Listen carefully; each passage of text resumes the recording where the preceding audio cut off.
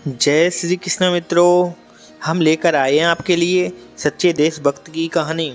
दोस्तों, हमारे देश में हमेशा देशभक्ति को धर्म से ज़्यादा महान माना गया है।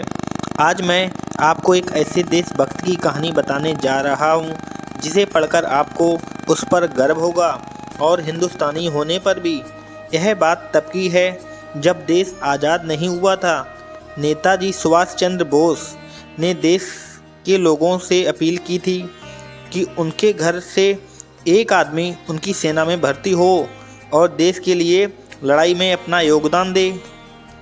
इस अपील को सुनकर पहाड़ी प्रदेश में रहने वाली एक बूढ़ी माँ बहुत खुश हो गई, क्योंकि वह अपने देश से बहुत प्यार करती थी और वह चाहती थी कि उसका बेटा भी सुभाष जी के सेना में भर्ती होकर देश के लिए लड़े। जब बूढ़ी माँ के बेटे को उसकी इच्छा पता चली तो वह भी खुशी खुशी सेना में जाने के लिए तैयार हो गया और अपने माता का आशीर्वाद लेकर सेना में भर्ती होने के लिए पहुंच गया। इस सेना में भर्ती होने के बाद कर्नल जब सबसे पूछताछ कर रहा था, तब कर्नल ने लड़के से पूछा कि वह कितने साल का है और उसके घर में कौन कौन है।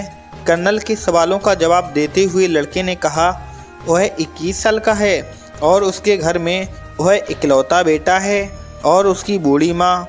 लड़के की बातें सुनकर कर्नल ने उसे सेना में भर्ती करने के लिए मना कर दिया, क्योंकि नेताजी सुभाष चंद्र का आदेश था कि घर के इकलौते बेटे को सेना में भर्ती ना किया जाए, जिससे परिवार का सहारा कहीं छिन ना जाए।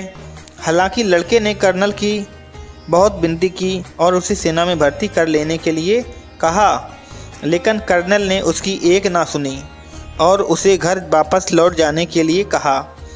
निराश होकर लड़का घर लौट गया और सारी घटना अपनी माँ को बताई।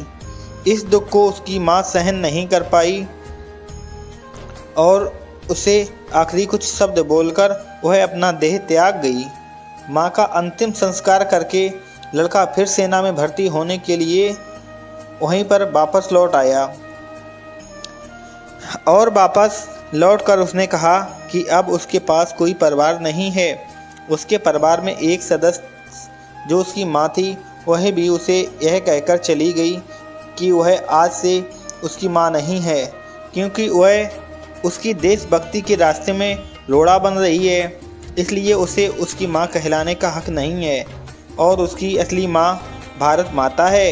इन सारी बातों को नेताजी को जब पता चला तो उन्होंने इस देशभक्त माता को श्रद्धांजलि दी और उनके बेटे को सेना में भर्ती कर लिया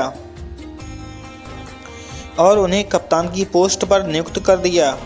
दोस्तों, यह होती है सच्ची देशभक्ति और यह होता है देश के लिए बलिदान। घरों पर झंडा लगाने से या स्पीकर पर देशभक्ति के गाने बजाने से देशभक्ति साबित नहीं होती। देशभक्त के लिए दिलो दिमाग सब जगह देश छाया रहता है। भारत में ऐसे देशभक्तों की कोई कमी नहीं है। ऐसे देशभक्तों को सलाम, भारत माता को सलाम। दोस्तों, ये कहानी अगर अच्छी लगी हो तो चैनल को सब्सक्राइब ज़रूर करना और वीडियो को लाइक एंड शेयर ज़रूर करना।